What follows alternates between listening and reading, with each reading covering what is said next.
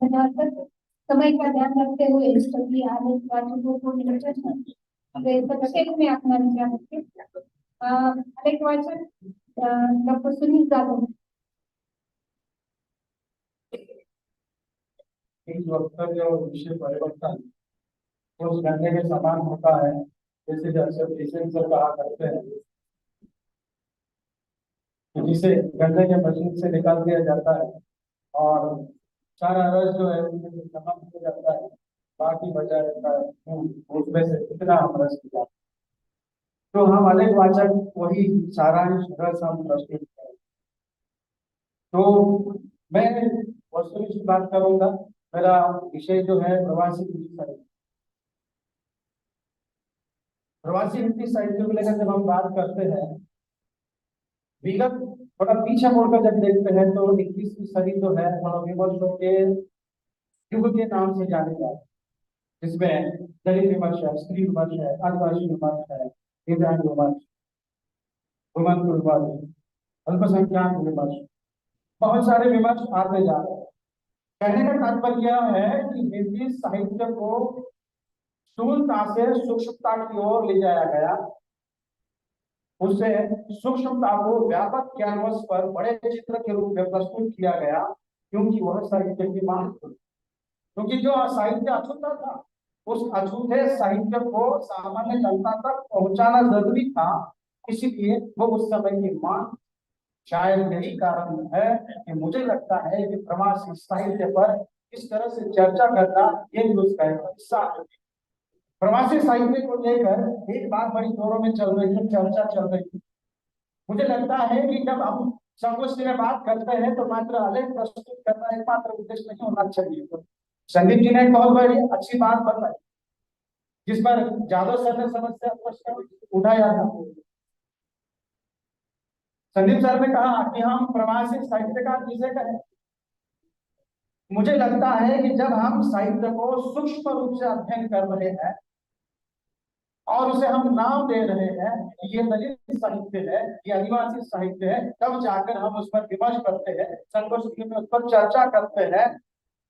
इसीलिए विदेशों में बसकर जो साहित्य लिखा गया है उसका कोई ना नाम होना चाहिए था। इसीलिए जैसे प्रवासी साहित्य के रूप में हम संबोधित करते हैं, और उसे मुझे लगता है कि प्रवासी साहित्य के रूप में ही संबोधित करना उचित रहेगा, क्योंकि हम उसके लिए नया नाम कहां से ढूंढे और फिर इसके लिए और एक बहस चलती जाएगी।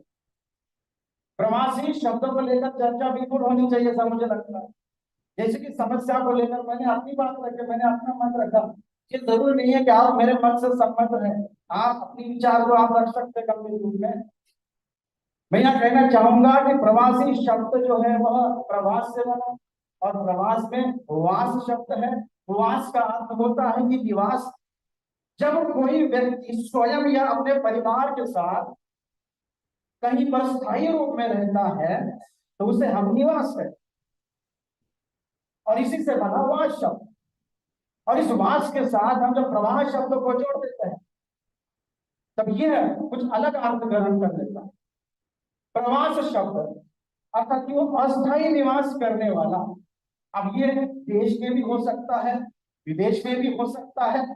यही कारण है कि हम सबने बचपन में कविता सुनी है पाठशालाओं में। मैं एक बंजारा लेक तारा घूमा भारत सारा, कहीं खड़े पर्वत बर्फीले तो फिर कहीं रेत के टीले, जंगल कहीं कहीं दलदल, कहीं झील झरनों की कलकल, सागर कहीं हिलोरे लेना, कहीं नदी की धारा, मैं बंजारा लेक तारा। भारत से जो लोग विदेश में जाकर बस गए, लगभग 2 करोड़ जनता भारत की जो है वो विदेश में बस गई, और इसमें से बहुत सारे लोग जो है हिंदी प्रेमी होने के कारण, हिंदी साहित्य प्रेमी होने के कारण साहित्य में उन्होंने लिखना शुरू कर दिया है। यदि हम इनकी संख्या को अनुमानतः देखते हैं तो स्थापित साहित्यकारों की संख्या 100 से ज्यादा होनी चाहिए। संदीप जी ने एक बहुत अच्छी बात बताई कि उन्होंने कहा, मेरे ख्याल से किसी लेखक का उदाहरण देते हुए कहा था कि 101 रचनाएं अमेरिका से प्राप्त हुई। उस समय मुझे लगा कि मुझे और भी शोध की जरूरत है, तो इसलिए मैंने कहा यहाँ पर स्थायी स्थापित रचनाकार शब्द का मैं प्रयोग कर रहा हूँ। अब नए साहित्यकारों की संख्या कितनी हो सकती है, यह अध्ययन का विषय है और शोधार्थियों के लिए एक बहुत अच्छा विषय हो सकता है, उस पर शोध किया जा सकता है।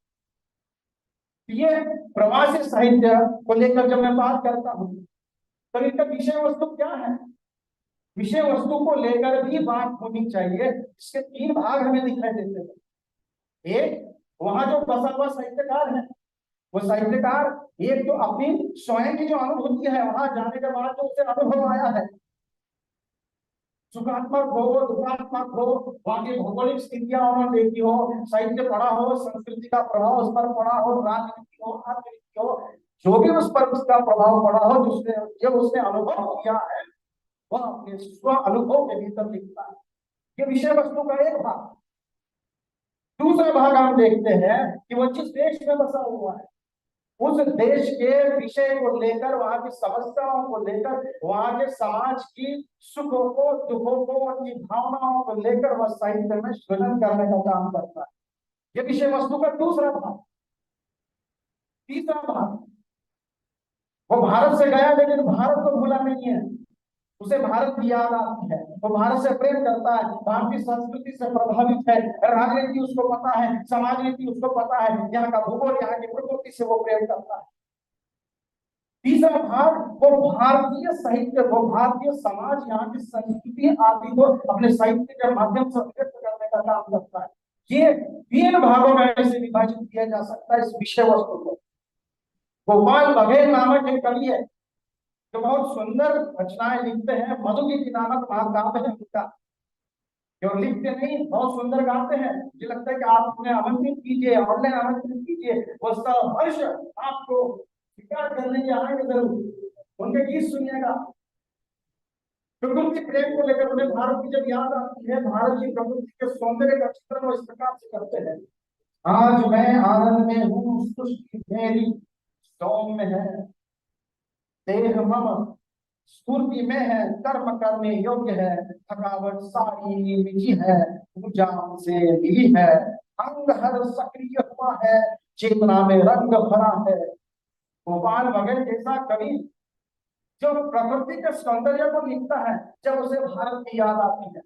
इस प्रकार से विषय वस्तु को तीन भागों में विभाजित किया जा सकता है। मैंने प्रवासी साहित्य जब लिखा गया है तो इससे पाठक वर्ग पर भी चर्चा होनी चाहिए, क्योंकि केवल कविता उपन्यास पर ही बात करें, मुझे लगता है ये केवल वहां तक सीमित नहीं होना चाहिए। उसकी विषय वस्तु क्या है, इसके भाग क्या है, इसका पाठक वर्ग कौन सा, इस पर भी चर्चा होनी चाहिए। ये मेरा मत।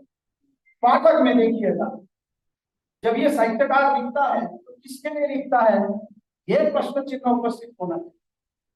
क्योंकि जब विमर्श शब्द आता है तो किसी निष्कर्ष तक उसे पहुंचाना जरूरी है, सारे अंगों पर उसमें चर्चा आना बहुत जरूरी है।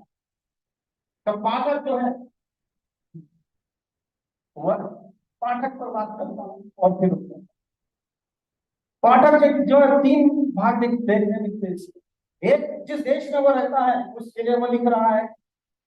दूसरा, संपूर्ण विश्व में तो हिंदी साहित्य प्रेमी है उसके लिए लिख रहा है। तीसरा, भारत में फंसे हुए साहित्यकार जो है उन्हें लेकर, उन पर लेकर वो लिखता है। अब इसे लेकर मैंने एक मौलिक आलेख मैंने लिखा है, वैसे 1 घंटे में मैंने